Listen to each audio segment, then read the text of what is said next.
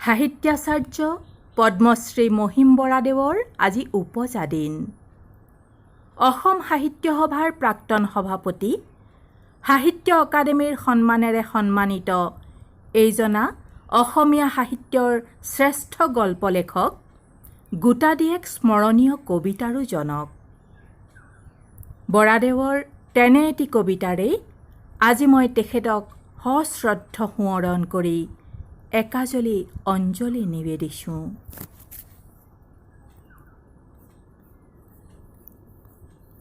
কবিতাৰ শিৰোনাম উভতি অহাৰ কথা।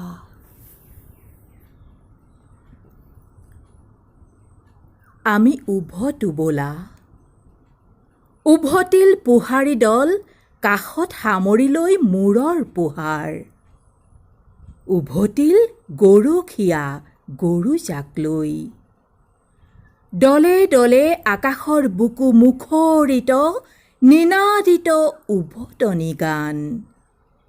ডাউকি বগলী কত শগুন শৰালী কল্লোলিত হংস বলাকা, ডেউকাত চকামকা সন্ধিয়াৰ শান্তিৰ ধোঁৱা।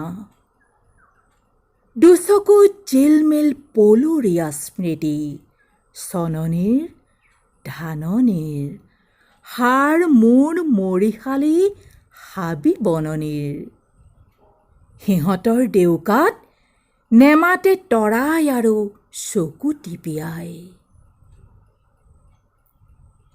আকৌ আহিব যাত্ৰা নতুন দলৰ, আকৌ আহিব যাত্ৰা নতুন দলৰ। এইদৰে উভতিব বাৰে বাৰে ঘৰমুৱা হৈ, পুখুৰীৰ কেঁচা দল ঘাঁহেৰে আগুৰা শৰালী জুৰি সেই শান্তিৰ বাহলৈ।